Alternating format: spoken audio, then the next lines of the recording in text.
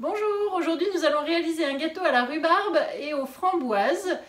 C'est un gâteau que je vais faire en part individuelle et que je vais réaliser dans le moule petite tablette. Donc voilà, ce moule-là qui a 12 formes et qui est sympa pour faire des parts individuelles à l'assiette.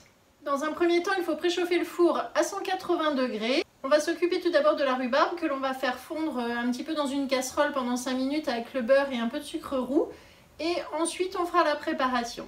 Allez, c'est parti. Le moule petite tablette est donc posé sur la plaque en aluminium pour le transport et pour la cuisson, c'est important que ce soit aéré en dessous. On utilise la petite balance pour les peser, le pichet verseur et la spatule double embout. Il nous faudra une casserole, un cul de poule avec le support de cul de poule et un fouet.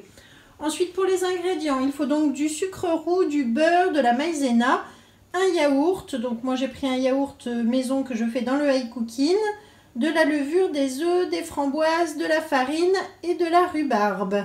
Je vous montre comment on la réalise. Voilà, donc je mets 20 g de beurre dans la casserole que je vais faire chauffer. Et ensuite, je vais ajouter 200 g de rhubarbe. Donc la rhubarbe, je l'ai préparée, épluchée. Je l'ai fait déjà il y a environ 5-6 jours. Et vous voyez, je l'ai mise sous vide pour la conserver comme ça. Donc après, pour l'ouvrir, c'est tout simple. Je décale le petit bouchon du Be-Save. Et voilà, je libère l'air, donc maintenant je peux ouvrir et ma rhubarbe est toujours aussi bonne et aussi fraîche. Donc ça permet de faire de l'avance et de pouvoir conserver aussi pour une future recette. Donc là, je mets à chauffer le beurre avec la rhubarbe dans la casserole. On va faire fondre vraiment juste 5 minutes. Je rajouterai une cuillère à soupe de sucre roux et ensuite on laissera refroidir. Ensuite, donc je prends le cul de poule dans lequel je vais mettre tout d'abord 250 g de farine. Il faut ensuite 50 g de maïzena. Je vais tout d'abord tamiser la farine et la maïzena ensemble.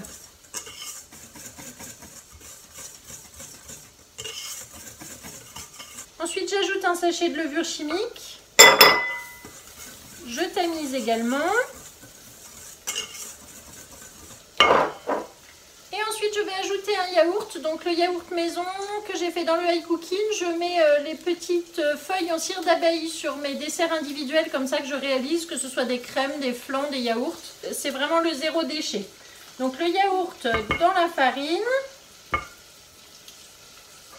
Si vous pouvez, vous prenez un yaourt à la grecque, c'est aussi onctueux comme les yaourts maison en fait. Ensuite, on va ajouter 2 œufs entiers. Voilà, je mélange. Alors, je mélange avec la spatule. Ensuite, je vais ajouter 180 g de sucre roux.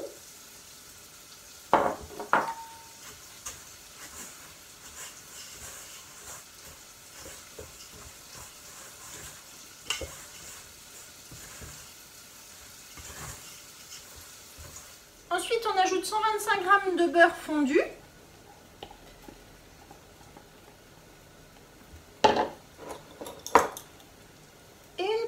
Fleur de sel. On mélange cette préparation. C'est quelque chose qu'on peut faire aussi au robot si vous le souhaitez. Vous pouvez mettre vos ingrédients dans le robot et mélanger. Lorsque l'ensemble est bien homogène, donc on va verser dans le pichet verseur pour remplir les empreintes individuelles. Je mets la préparation de côté et je prends donc le moule 12 tablettes dans lequel je vais répartir la petite compotée de rhubarbe. Donc un petit peu dans chaque empreinte.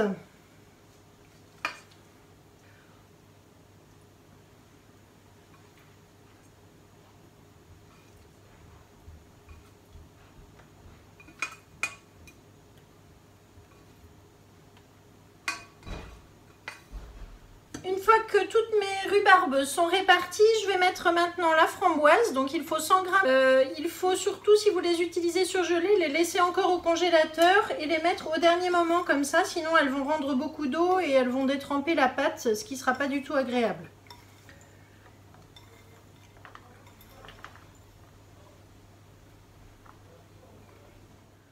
Ensuite, on peut remettre sur les fruits la pâte que nous avons préparée au préalable.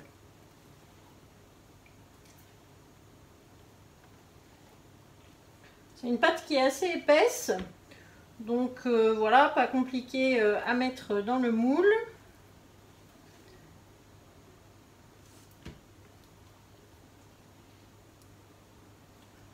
Lorsque j'ai vidé le pichet, je récupère ma spatule coudée, vous voyez, pour bien remplir ensuite les empreintes. Je lisse au-dessus de chaque.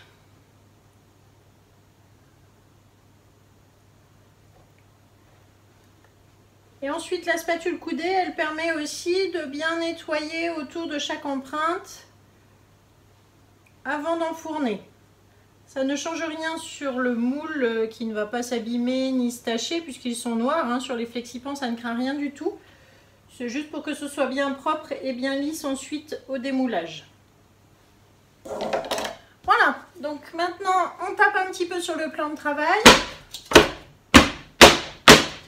Et on va enfourner donc dans le four préchauffé à 180 degrés pendant environ 20-25 minutes. A tout à l'heure. En cours de cuisson, j'ai ajouté la toile de cuisson par-dessus pour éviter que ça gonfle trop. Je les ai sortis du four, je les ai laissés refroidir. Je vais pouvoir retirer ma toile. Donc vous voyez, ça ne colle pas. Ça me permet d'avoir un dessous de gâteau qui va rester plat et pouvoir retourner pour voir les petites tablettes. Donc pour le démoulage, soit vous le prenez un par un comme ça, en retournant tout simplement sur votre main. Et voilà donc notre petite tablette framboise rhubarbe que l'on va mettre ensuite sur une grille pour que ça refroidisse. Ou alors tout simplement, vous prenez la toile de cuisson, on la laisse dessus, on prend une autre plaque et on retourne.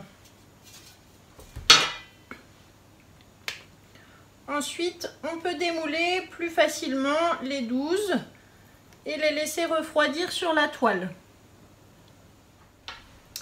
Et voilà, donc là, ça y est, j'ai tout démoulé, tout est sur la toile.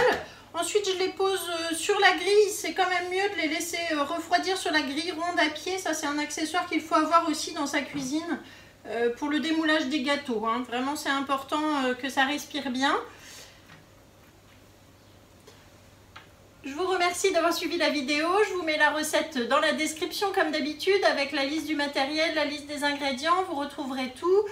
Si vous voulez vous inscrire à un atelier sur Zoom, n'hésitez pas, vous avez le lien aussi. Et moi, je vous dis à très bientôt pour une prochaine recette. Au revoir.